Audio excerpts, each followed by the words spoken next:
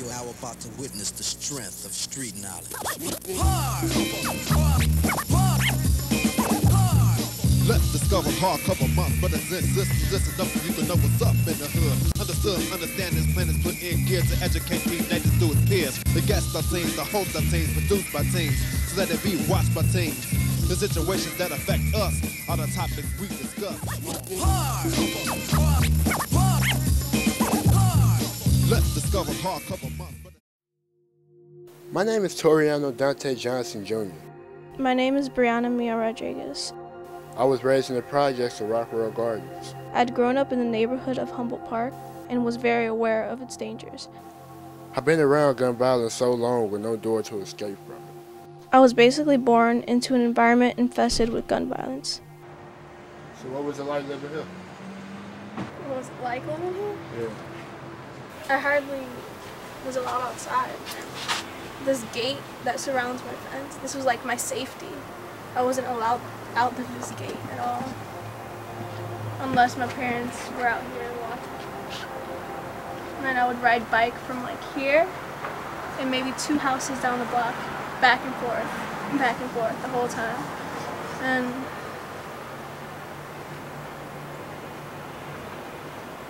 I actually love this place. I miss it. I mean,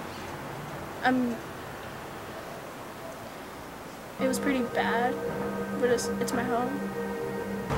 It's crazy. This thing it's just crazy to me how it's just now turned into some real houses. And it used to be one building. That's crazy. I stay at the very top of my uncle. And all you heard was gunshots at night. It looks like it's right by the door. And then you walk out there, somebody laying right there in front of you. It never changed. He had been severely beaten, shot in the head, and burned. Another Chicago public school student has been killed by violence in the streets. 18-year-old Christina Campos was shot in a drive-by shooting. Gregory Robinson is the 28th CPS student killed this school year. His family. He's now the 34th student. By the end of this school year, 36 Chicago public school kids were killed by guns. During the events that were happening, we were making the film you are watching now. Brianna and I interviewed people who deal with gun violence every day. And if you are like us and you've seen too much of it, hopefully you can learn more about what's going on in our community. After pre-production of this project, we got our first interview with a professor at the University of Chicago. We wanted to learn more about gun laws in Chicago. And in some places, like Chicago, we've seen a little bit of an uptake in recent years. And so the homicide rate in 2008 in Chicago is about 10% higher than the 2007 rate. And my understanding is that the number of CPS kids in particular who've been shot is significantly higher this academic year compared to last academic year. So if you focus locally, the trend is going in the wrong direction, in the bad direction. And if you focus locally and in particular on school-age kids, the trend really does not look good. Many of the people who do research in this area think that we have such a high homicide rate due in part or maybe in large part to the fact that we have way more guns than other countries. And some support for that idea, I think, comes from the fact that when you compare the United States to most of the Western European countries, most of the difference in the homicide rate is driven by gun homicides, not by non-gun homicides.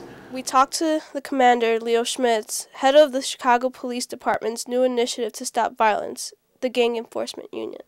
The specific tasks that the gang teams do on a daily basis are to go out and attack gangs in areas where they're creating a lot of violence. As of today, and I don't want to give numbers because it depends on when this would air or whatever, but as of today, we're 30 homicides down. Despite the hopes of Commander Schmitz saying here in February, by the end of the school year, shooting has once again increased. Despite the CPD's new initiatives, no new results. We visited with the director of trauma surgeon at the University of Chicago Hospital. Dr. Statter explained to us the effects of a gunshot wound on a child's body. When kids are shot, you got to remember that a bullet is very hot. The missile is very hot, and it will, if it goes through the lung, it can make a hole in the lung, cause some bleeding, but it also actually literally cooks the tissue right behind it. And sometimes when the lung gets punctured by a missile, it will collapse, that portion of the lung. I can't tell you the number of times where I've delivered bad news to a family and just sat and cried with them. And I think the day that I don't get upset delivering that type of news is probably the day when I should say I should walk away from pediatric surgery. Dr. Statter told us about a patient she operated on recently who had made the news, Lee Ivory Miller.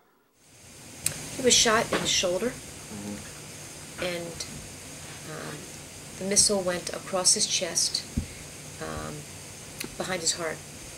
But he also had he had a superficial gunshot wound that only involved the skin and the subcutaneous tissue on the left side. After our interview with Dr. Statter, we decided to visit the site where Lee was found wounded.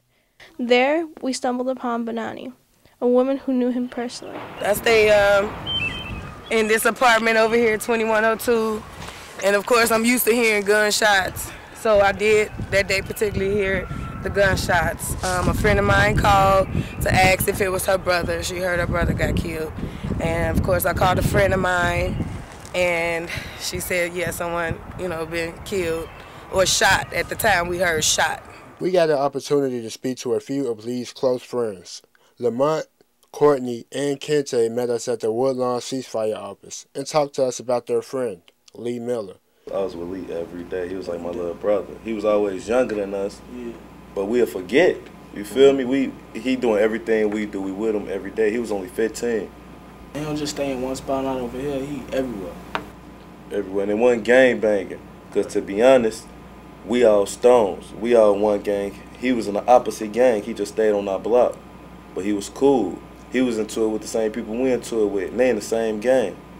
So it wasn't really gang banging until you surround yourself around. Lamont was with Lee that day while he was shot. And he gave us the breakdown of what happened that day. We saw one of the rival gang members. You know what I'm saying? He was trying to avoid us. You feel me? Because we saw him like a block away. And when he saw us, he turned down a block. So if he was really trying to do something to us, he could have kept coming towards us. He turned away from us, trying to avoid us. But at that point in time, we was heated. We see he trying to avoid us. We like, he's scared. We finna go get him. Ain't none of us knew he had no gun, though. Lee ran right into it. It could have been anybody. After Lee Miller died, his friends that were in gangs were not invited to his funeral. It felt bad for them to think that we would have something to do, with him being gone. Because we care for him like they care for him. These young men all participate in Ceasefire, a citywide organization that sets up shop in neighborhoods hardest hit by violence and work with other community centers to prevent shootings. Ceasefire's outreach workers support young people like Lamont, Courtney, and Kente who are at risk of becoming victims or perpetrators of gun violence, helping them finish their education and get jobs. We work with high-risk youth, and what that means is kids that are gang-related, possibly, or in the environment where there's gangs or a parent or older siblings and that sort of thing. So we work from that spectrum. U.S., Chuck, and some more other ceasefire workers came up, started talking to us about programs and jobs. Always doing something outside of being outside. And I already know if I wasn't here, I'd have been out there. So this really brings you in from me. Anybody that can talk to those gang members and get them to buy into not hurting people is a positive thing. Many outreach workers, like the director of Woodlawn office, U.S. Floyd, are former gang members themselves. I was called at one time King U.S., so I led maybe 1,300 to 1,400 guys up under me at one time. So, I can tell them the lows, the highs, and I feel like, I got a lot to give back to the community because I scarred a lot of people, I hurt a lot of people, and I destroyed communities. Lil Ron and Andrew are also former gang members, volunteering with the West Chicago Ceasefire.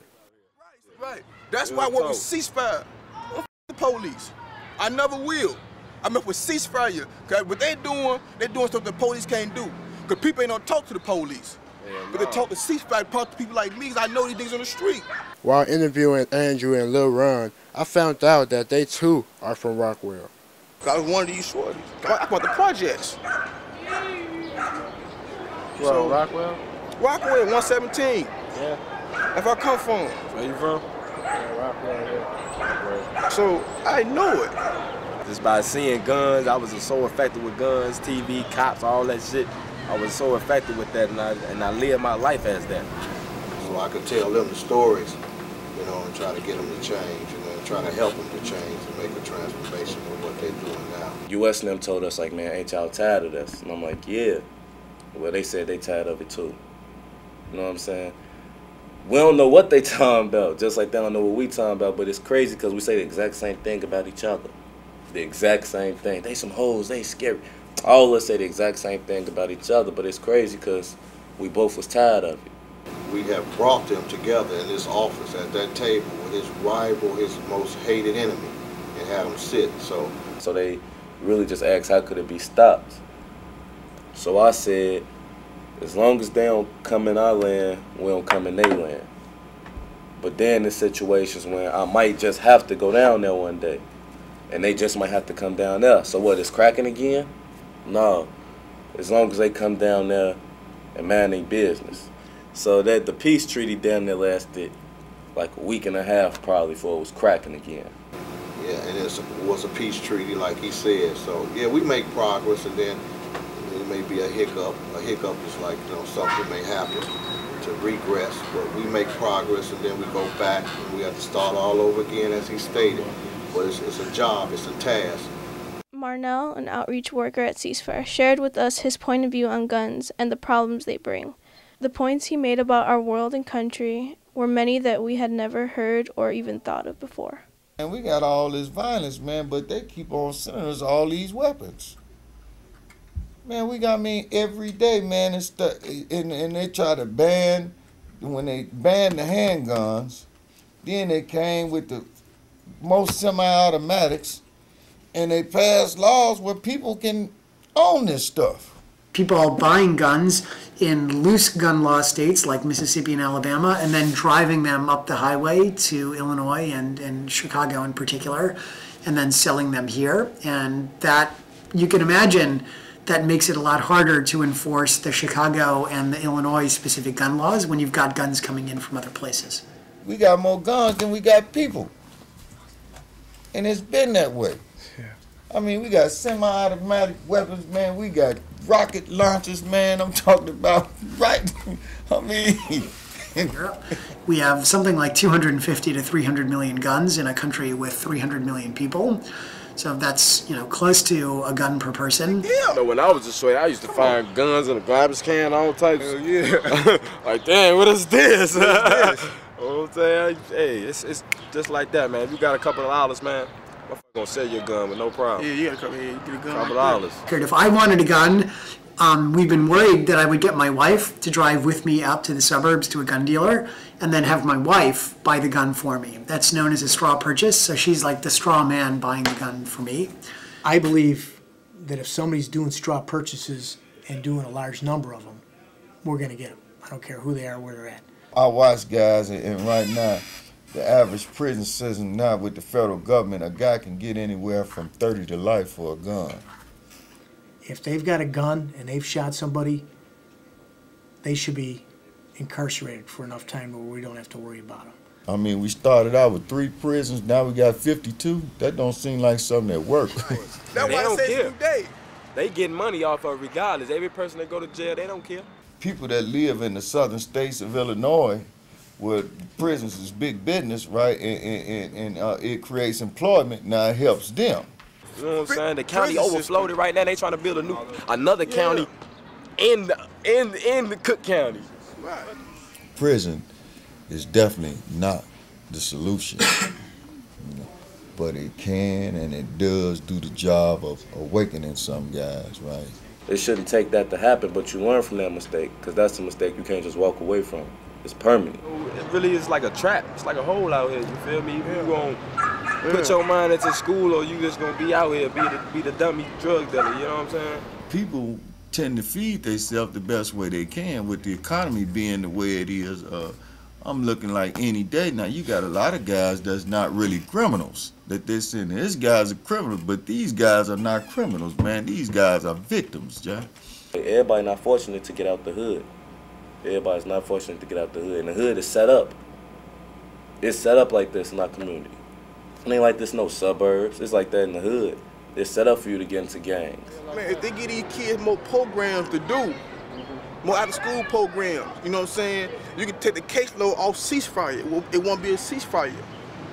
I could go to school, get the good grades, but you always gonna have a memory of someone you lost, and it's gonna make you madder. So it is gonna drag you back to the same place because too much done happened already. I just can't come outside one day like I ain't on that with them guys no more. Just like they did stuff to me, I ain't trying to let go. I done did stuff to them, they not trying to let go. It's a back and forth thing. The only way to get out is to leave. Because I know if Lee would have left, he wouldn't be gone. You know what I'm saying?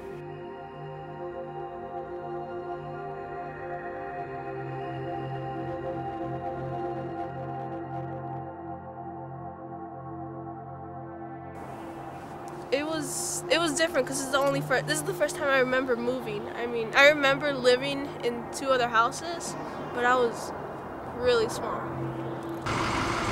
Well, I've been in Inglewood for about 3 or 4 years, and I've been in this house for about a year. It's like this every single day.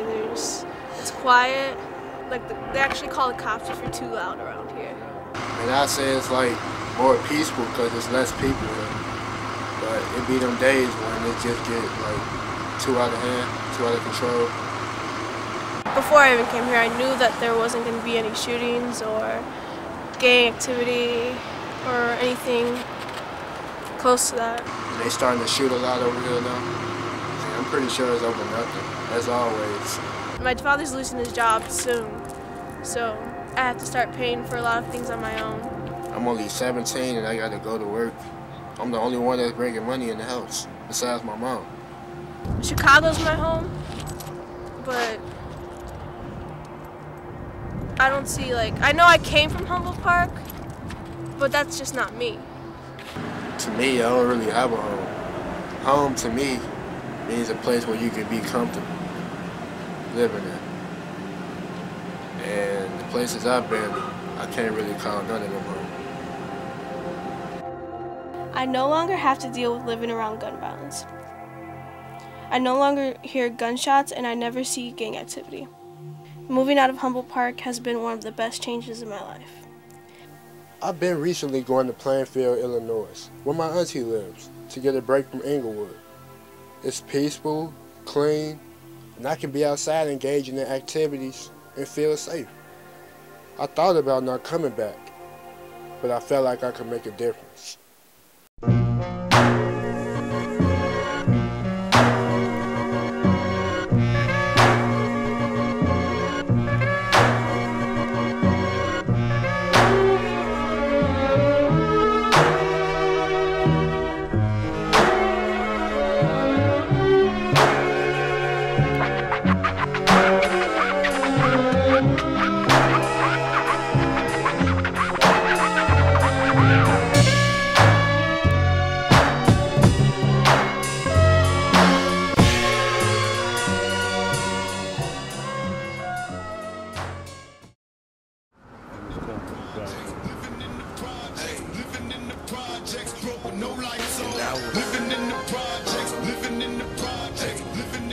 Dearborn Homes. Oh, okay, name is Dearborn? Nah, it's just the Dearborn Homes. I don't be down here no more. I moved from down here. I've been down here all my life.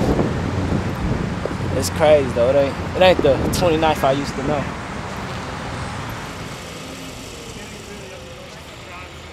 Okay, they did a complete gut rehab as opposed to tearing down the buildings and rebuilding them. They tore out all of the walls, all of the floors, and starting from the roof to the curb, everything is new, including the sidewalks.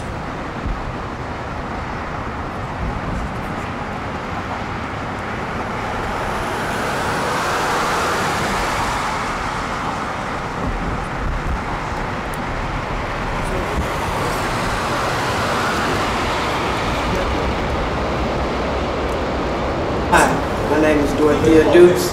I'm a resident of the Dearborn home. I moved down here September 23rd, 2003. When I got down here, it was reckless, it was rude, it was just disrupted. Everything was just out of place. There was so many people that didn't live down here, hang around down here. You couldn't even see the walls, the doors, or anything.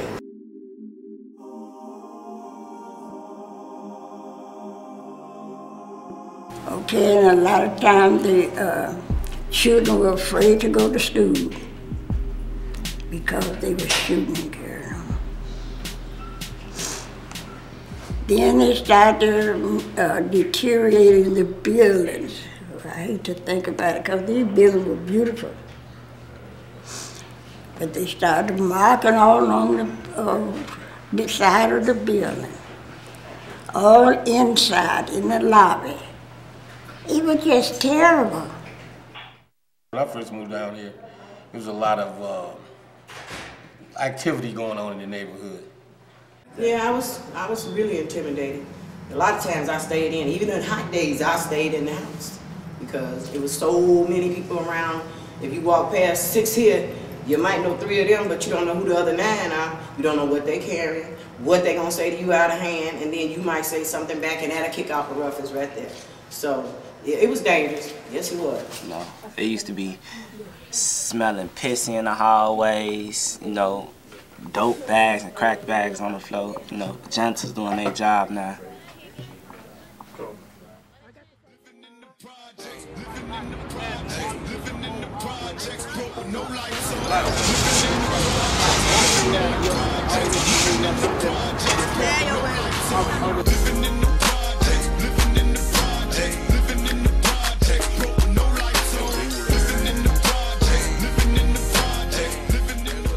We've seen a lot of death down here, but then we also seen a lot of happiness down here. And it ain't no choice to play. Only thing outside is the sandbox and the gate that hate.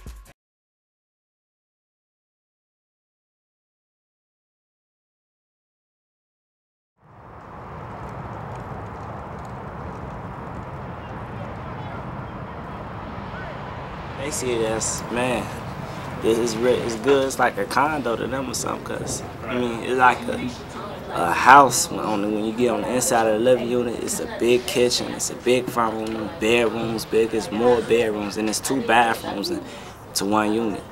So it's basically like, you know, a little townhouse. The change is a big, tremendous change. We can walk outside, the kids can be out there. The older seniors can even sit out, you know, in a comfortable environment. It's pleasant. The older is gone from here. It used to stink so bad around here. Oh God, I know I used to have to clean it up. And it was ridiculous, but that was coming from the outsiders. Some of the insiders are letting the outsiders in to do this. So now a lot of the insiders and leaseholders that are here now, we're not putting up with this no more. We standing on what we believe in. And it can change. All you gotta do is look around. Same.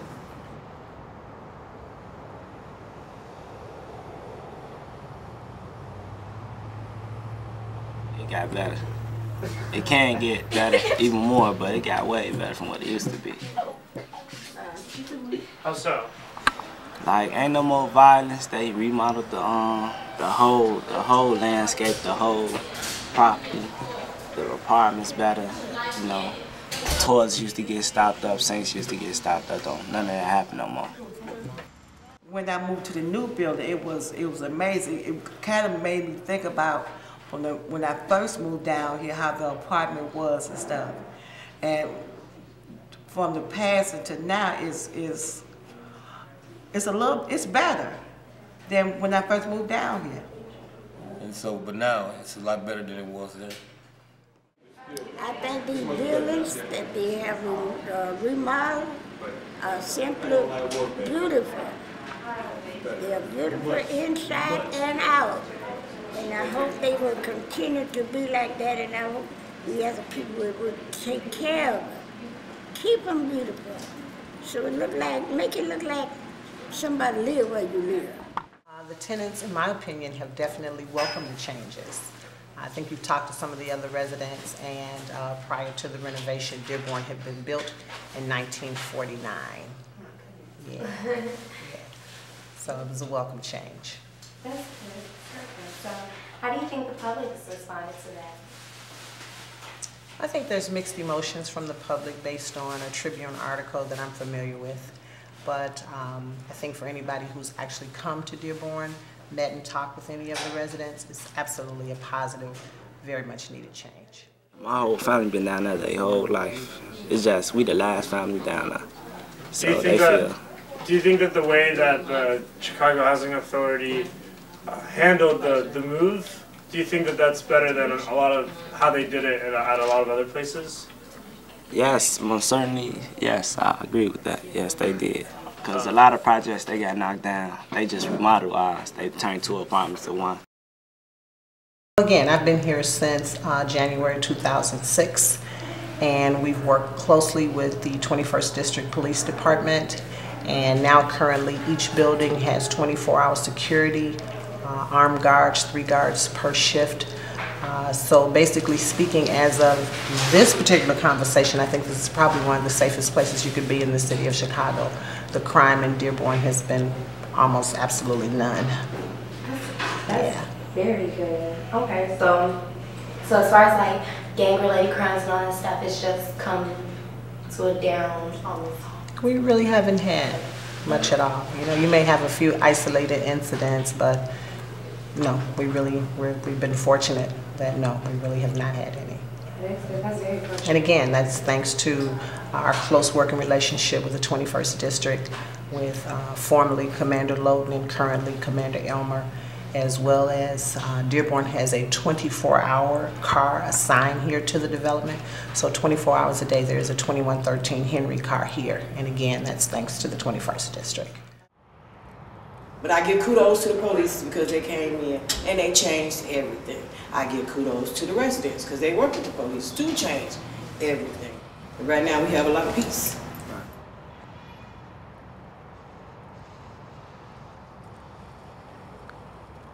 I mean, you like stuff like that. We did that for summer jobs, painting on the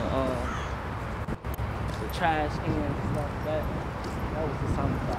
That was some of the activities we had to do. It wasn't just bad now. It was, but it was always something for the youth to do.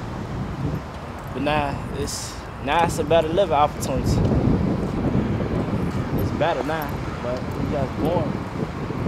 Right. You can't stand out and kick it and talk. You gotta move around.